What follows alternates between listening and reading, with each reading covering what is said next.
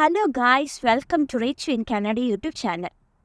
നമ്മൾ ഇന്ന് പറയാൻ പോകുന്നത് how to become a social worker in Canada. കാനഡയിൽ എങ്ങനെ ഒരു സോഷ്യൽ വർക്കർ ആകാം. നമ്മുടെ ഇൻ്റർനാഷണൽ എഡ്യൂക്കേഷൻ വെച്ച്, അതായത് ഇന്ത്യയിലെ എഡ്യൂക്കേഷൻ വെച്ച് നമ്മൾ എങ്ങനെ കാനഡയിൽ ഒരു സോഷ്യൽ വർക്കർ ആകാം എന്നാണ് നമ്മൾ പറയാൻ വേണ്ടി പോകുന്നത്. ഞാനിവിടെ ഒരു രജിസ്റ്റേർഡ് സോഷ്യൽ വർക്കറാണ്. സോഷ്യൽ വർക്കിന് ഇവിടെ നല്ല ഓപ്പർച്യൂണിറ്റീസ് ആണ് ഉള്ളത് കമ്പയർഡ് ടു ഇന്ത്യ. നമുക്ക് ഇവിടെ വ്യത്യസ്ത മേഖലകളിൽ വർക്ക് ചെയ്യാൻ വേണ്ടി പറ്റും. ഹോസ്പിറ്റൽ സെറ്റിംഗ് ആയിരിക്കാം, അഡിക്ഷൻ സെറ്റിംഗ് ആയിരിക്കാം, സ്കൂൾ സെറ്റിംഗ് ആയിരിക്കാം, ഹൗസിംഗ് സെറ്റിംഗ് ആയിരിക്കാം, കൗൺസിലറായിട്ട് വർക്ക് ചെയ്യാം, തെറാപ്പിസ്റ്റായിട്ട് വർക്ക് ചെയ്യാം. അതുപോലെ പല പല മേഖലകളിലേക്ക് നമ്മളിവിടെ വർക്ക് ചെയ്യാൻ വേണ്ടി.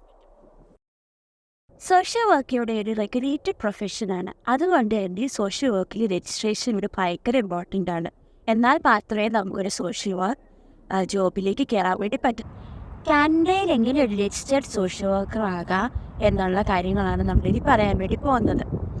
നമ്മൾ ആദ്യമായി ചെയ്യേണ്ട കാര്യം എന്ന് വെച്ച് കഴിഞ്ഞാൽ, നമ്മൾ പഠിച്ച കോളേജ്, അതായത് MSW പഠിച്ച കോളേജോ അല്ലെങ്കിൽ BSW പഠിച്ച കോളേജിൽ നിന്നോ ഒഫീഷ്യൽ ട്രാൻസ്ക്രിപ്റ്റ് നമ്മൾ മേടിക്കുക എന്നാണ് ചെയ്യേണ്ടത്.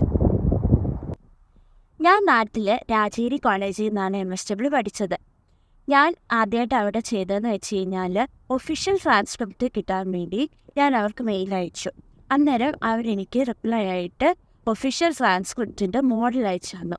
ഞാൻ അതിലേക്ക് ഞാൻ പഠിച്ച MSW കോഴ്സുകൾ ആഡ് ചെയ്യുകയും പിന്നെ എൻ്റെ ഫീൽഡ് വർക്ക് ഏത് സെറ്റിങ്ങിലായിരുന്നോ, ഓരോ സെമസ്റ്ററിൽ ഏത് സെറ്റിങ്ങിലായിരുന്നോ അതെല്ലാം ആഡ് ചെയ്യുകയും ഞാൻ എത്രയൊക്കെ ഹവേഴ്സ് ചെയ്തിട്ടുണ്ട് എന്ന് ആഡ് ചെയ്ത് ഞാൻ തിരിച്ചയക്കുകയും അവരെനിക്ക് അതിനോടുള്ള കാര്യങ്ങൾ അവർ ഉറപ്പുവരുത്തി അവരതിനകത്ത് സീൽ വെക്കുകയും ഡീനിൻ്റെ സിഗ്നേച്ചർ തരികയും ചെയ്തു. ഇതാണ് നമ്മൾ പറഞ്ഞതെന്ന് വെച്ച് കഴിഞ്ഞാൽ, ഏറ്റവും ഇമ്പോർട്ടൻ്റ് ഒരു ഈ ഡോക്യുമെൻ്റ് നമ്മുടെ കയ്യിൽ വേണ്ട ഡോക്യുമെൻറ്റിനെ കുറിച്ചായിരുന്നു, അതായത് ഒഫീഷ്യൽ ട്രാൻസ്ക്രിപ്റ്റിനെ കുറിച്ചായിരുന്നു. ഇനിയാണ് നമ്മൾ പറയാൻ വേണ്ടി പോകുന്നത് എങ്ങനെ രജിസ്ട്രേഷൻ ചെയ്യാം എന്നുള്ളത്. കാനഡയിൽ ഒരു സോഷ്യൽ വർക്കർ ആകാൻ നമ്മൾ എന്ത് ചെയ്യണം എന്നായിരിക്കുമല്ലോ എല്ലാവരുടെയും ഒരു ക്വസ്റ്റ്യൻ. കാനഡയിൽ സോഷ്യൽ വർക്കർ ആകാൻ വേണ്ടി നമ്മൾ നാട്ടിൽ നിന്ന് പഠിച്ച MSW BSW കാനഡയിൽ ഇക്വലൻ്റ് ആണോ എന്ന് നോക്കണം.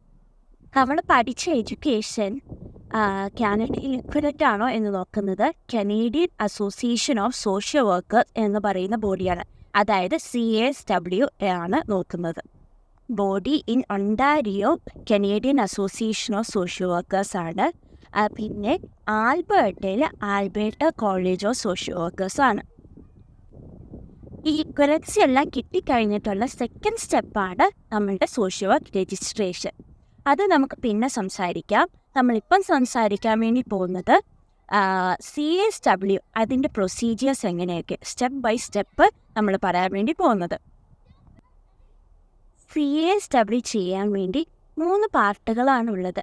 അതിലെ ഫസ്റ്റ് പാർട്ടാണ് നമ്മൾ പഠിച്ച കോളേജിൽ നിന്ന്, അതായത് BSW MSW പഠിച്ച കോളേജിൽ നിന്ന് ഒഫീഷ്യൽ ട്രാൻസ്ക്രിപ്റ്റ് ഡയറക്റ്റായിട്ട് CASWന് ത്രൂ പോസ്റ്റൽ മെയിലോ കൊറിയർ വഴിയോ അയക്കുക എന്നുള്ളതാണ്. ഇതിൻ്റെ കൂടെ തന്നെ ചെയ്യേണ്ട കാര്യമാണ് CASWയുടെ വെബ്സൈറ്റിൽ നിന്ന് വേരിഫിക്കേഷൻ ഫോം നമുക്ക് കിട്ടും. ആ വേരിഫിക്കേഷൻ ഫോം നമ്മൾ ഫിൽ ഔട്ട് ചെയ്തിട്ട് കോളേജിന് അയച്ചു കൊടുക്കുകയും കോളേജ് അത് പ്രിൻ്റ് ചെയ്ത് കോളേജിൻ്റെ സീലും ഡീനിൻ്റെയോ ഡയറക്ടർ ഓഫ് സോഷ്യൽ വർക്കിൻ്റെയോ അല്ലെങ്കിൽ ഫാക്കൽറ്റി ഓഫ് സോഷ്യൽ വർക്കിൻ്റെയോ സൈനും ഇട്ട് ഈ പ്രിൻ്റ് ഔട്ടും കൂടെ ഈ ഒഫീഷ്യൽ ട്രാൻസ്ക്രിപ്റ്റിൻ്റെ കൂടെ നമുക്ക് CASWന് പോസ്റ്റൽ മെയിലായിട്ടും കൊറിയറായിട്ടും അയക്കേണ്ടതാണ്. ഒഫീഷ്യൽ ട്രാൻസ്ക്രിപ്റ്റും വേരിഫിക്കേഷൻ ഫോമും കോളേജ് തന്നെ CASWന് അയച്ചു തീരുന്നതോടെ നമ്മുടെ പാർട്ട് 1 കാര്യങ്ങൾ തീരുന്നു. ഇനി നമ്മൾ പാർട്ട് 2 കാര്യങ്ങളാണ് ചെയ്യാൻ വേണ്ടി പോകുന്നത്. പാർട്ട് 2ൽ ചെയ്യേണ്ട കാര്യം എന്ന് വെച്ച് കഴിഞ്ഞാൽ, നമുക്കോ അല്ലെങ്കിൽ ഒരു തേർഡ് പാർട്ടിക്കോ ചെയ്യാൻ വേണ്ടി പറ്റുന്ന കാര്യങ്ങളാണ്. അതിലെ ആദ്യത്തെ കാര്യം CASWയുടെ വെബ്സൈറ്റിൽ നിന്ന് ആപ്ലിക്കേഷൻ ഫോം ഡൗൺലോഡ് ചെയ്യുക എന്നതാണ്. ആപ്ലിക്കേഷൻ ഫോം ഫിൽ ഔട്ട് ചെയ്യുക. ആപ്ലിക്കേഷൻ ഫോമിൽ ആകെ ബേസിക് കാര്യങ്ങൾ മാത്രമേ ചോദിച്ചിട്ടുള്ളൂ. പേരെന്താണെന്നും അഡ്രസ്സ് എന്താണെന്നും ഇമെയിൽ അഡ്രസ്സ് എന്താണെന്നും എന്നൊക്കെയുള്ള കാര്യങ്ങൾ മാത്രമേ അതിനകത്ത് ചോദിച്ചിട്ടുള്ളൂ.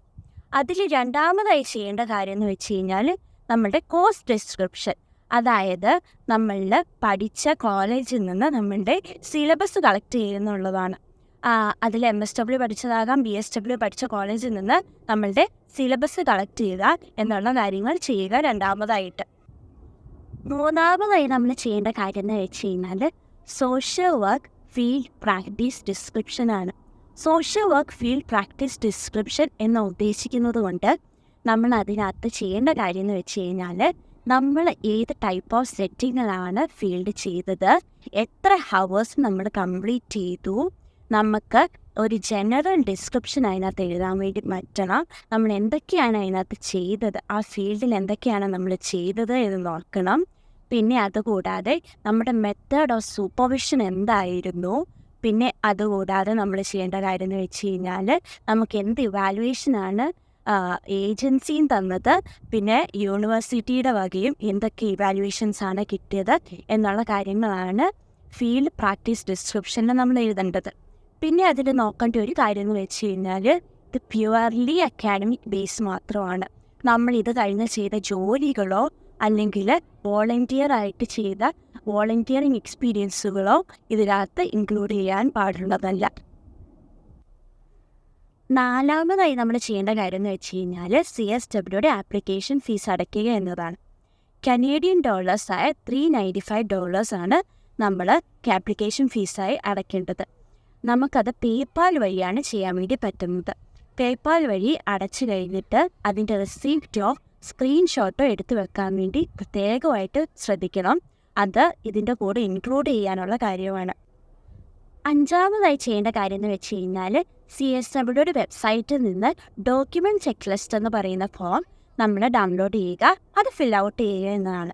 ഡോക്യുമെൻറ്റ് ചെക്ക് ലിസ്റ്റ് അവർക്കും നമുക്കും ഒരേപോലെ ഉപകാരപ്പെടുന്ന കാര്യമാണ്. നമ്മൾ എല്ലാ കാര്യങ്ങളും ഷുവറായിട്ട് ഇതിനകത്ത് അപ്ലോഡ് ചെയ്തിട്ടുണ്ട് എന്നറിയാൻ വേണ്ടിയാണ് നമ്മൾ ഡോക്യുമെൻറ്റ് ചെക്ക് ലിസ്റ്റ് ചെയ്യുന്നത്. നമ്മളങ്ങനെ പാർട്ട് 2 കാര്യങ്ങൾ മനസ്സിലാക്കി കഴിഞ്ഞു. ഇനി നമുക്ക് പാർട്ട് 3യിലേക്ക് കിടക്കാം. പാർട്ട് 3 എന്ന് ചെയ്യേണ്ട കാര്യങ്ങളെന്ന് വെച്ച് കഴിഞ്ഞാൽ ഇത് നിങ്ങൾക്ക് ആപ്ലിക്കബിൾ ആണെങ്കിൽ മാത്രം ചെയ്യേണ്ട കാര്യങ്ങളാണ്.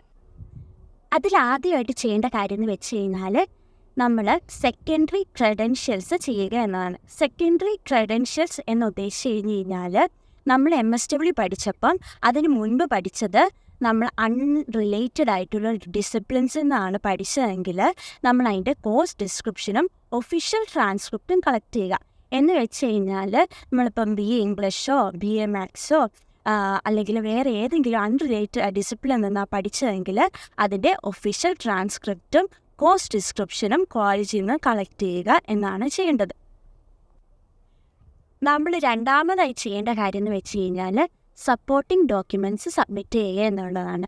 ഞാൻ ആദ്യം പറഞ്ഞ പോലെ തന്നെ ഇത് ആപ്ലിക്കബിൾ ആണെങ്കിൽ മാത്രം ചെയ്യേണ്ട കാര്യങ്ങളാണ്. ഇതിൽ ആദ്യത്തെ കാര്യം എന്ന് വെച്ച് കഴിഞ്ഞാൽ പ്രൂഫ് ഓഫ് നെയിം ചേഞ്ച്. അതായത് നമ്മൾ പഠിച്ചുകൊണ്ടിരുന്ന സമയത്ത് നിന്ന് നമ്മളുടെ പേര് മാറുകയോ വല്ലതും ചെയ്ത് കഴിഞ്ഞാൽ നമ്മൾ അതിൻ്റെ പ്രൂഫ് സബ്മിറ്റ് ചെയ്യണം. എക്സാമ്പിൾ, നമുക്ക് മാരേജ് സർട്ടിഫിക്കറ്റ് ഒരു പ്രൂഫായിട്ട് കാണിക്കാൻ വേണ്ടി പറ്റുന്നതാണ്.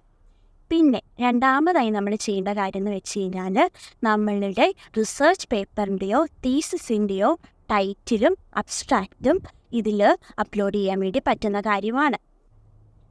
മൂന്നാമതായി ചെയ്യേണ്ട കാര്യം എന്ന് വെച്ച് കഴിഞ്ഞാൽ പ്രൂഫ് ഓഫ് മെമ്പർഷിപ്പ് എന്ന് വെച്ച് കഴിഞ്ഞാൽ നമ്മൾ ഏതെങ്കിലും അസോസിയേഷൻ്റെ മെമ്പേഴ്സ് ആണെങ്കിൽ അതിൻ്റെ പ്രൂഫ്, അതായത് അതിൻ്റെ സർട്ടിഫിക്കറ്റ് കാണിക്കുക എന്നുള്ളതാണ്. കേരളത്തിലാണെങ്കിൽ നമുക്ക് കാണിക്കാൻ വേണ്ടി പറ്റുന്നത് Kerala Association of Professional Social വർക്കേഴ്സിൻ്റെ മെമ്പർഷിപ്പ് സർട്ടിഫിക്കറ്റാണ്.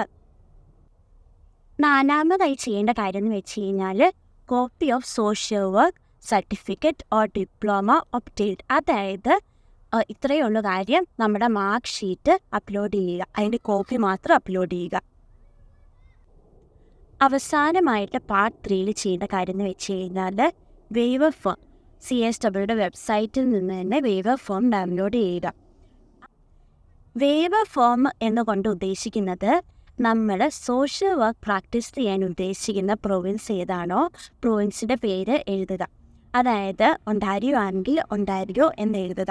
ഇപ്പം നമുക്കത് അറിയില്ല, നമ്മൾ ഏത് പ്രൊവിൻസിലേക്കാണ് വരാൻ വേണ്ടി പോകുന്നതെങ്കിൽ അത് പ്രശ്നമുള്ള കാര്യമല്ല. ഇത് എഴുതിയാലുള്ള ഗുണം എന്ന് വെച്ച് കഴിഞ്ഞാൽ CSWയുടെ അസസ്മെൻറ്റ് കഴിഞ്ഞ് എഴുതി കഴിഞ്ഞാൽ CSW ഡയറക്റ്റായിട്ട് പ്രൊവിൻഷ്യൽ ഓർ ടെറിട്ടറിക്കൽ ബോഡി ആയിട്ടുള്ള അവരുടെ പ്രൊഫഷണൽ ബോഡികളിലേക്ക് രജിസ്ട്രേഷനായിട്ട് ഈ അസസ്മെൻറ്റ് അയച്ചു കൊടുക്കും. നമ്മളങ്ങനെ പാർട്ട് 1ഉം പാർട്ട് 2ഉം പാർട്ട് 3യും നമ്മൾ കംപ്ലീറ്റ് ചെയ്ത് കഴിഞ്ഞു. നമ്മളിനി ചെയ്യേണ്ട കാര്യം എന്ന് വെച്ച് കഴിഞ്ഞാൽ പാർട്ട് 2ഉം പാർട്ട് 3യും നമ്മളോ അല്ലെങ്കിൽ തേർഡ് പാർട്ടിയോ ഇത് അയക്കേണ്ടതാണ്, CSWന് അയക്കേണ്ടത്. അതിൻ്റെ മെത്തേഡ് എന്ന് വെച്ച് കഴിഞ്ഞാൽ നമ്മൾക്ക് ഇമെയിലായിട്ട് CSWന് അയക്കാൻ വേണ്ടി പറ്റുന്നത്. CSWന് ഇമെയിൽ വഴിയാണ് നമുക്ക് ഈ ഡോക്യുമെൻറ്റ്സ് എല്ലാം അയക്കാൻ വേണ്ടി പറ്റുന്നത്. CSWന് അയക്കേണ്ട ഇമെയിൽ csw@csw-acds.ca എന്നുള്ള ഇമെയിൽ അഡ്രസ്സ് വഴി നമുക്ക് നമ്മൾ ചെയ്ത പാർട്ട് 2ലും പാർട്ട് 3യിലുള്ള ഡോക്യുമെൻറ്റ്സ് അറ്റാച്ച് ചെയ്ത് അയക്കുക എന്നുള്ളതാണ്. CSWയുടെ അസസ്മെൻറ്റ് റിസൾട്ട്സ് കിട്ടാൻ വേണ്ടി 6 to 12 weeks ടൈമാണ് അവർ പറയുന്നത്. CSWയുടെ വെബ്സൈറ്റ് ലിങ്ക് ഞാൻ എൻ്റെ ഡിസ്ക്രിപ്ഷനിൽ ഇൻക്ലൂഡ് ചെയ്യാം, നിങ്ങൾക്ക് റെഫർ ചെയ്യാൻ വേണ്ടി പറ്റുന്നതാണ്. ഇത്രയുള്ള കാര്യങ്ങൾ പാർട്ട് 1ഉം പാർട്ട് 2ഉം പാർട്ട് 3യും നിങ്ങൾ ചെയ്യുമെന്ന് വിശ്വസിക്കുന്നു. ഈ വീഡിയോ നിങ്ങൾക്ക് യൂസ്ഫുൾ ആയി എന്ന് വിചാരിക്കുന്നു. സോഷ്യൽ രജിസ്ട്രേഷൻ്റെ പ്രോസസ്സുമായിട്ട് ഞാൻ അടുത്തൊരു വീഡിയോയിൽ വരുന്നതായിരിക്കും. Thanks for watching. Reach you in Canada.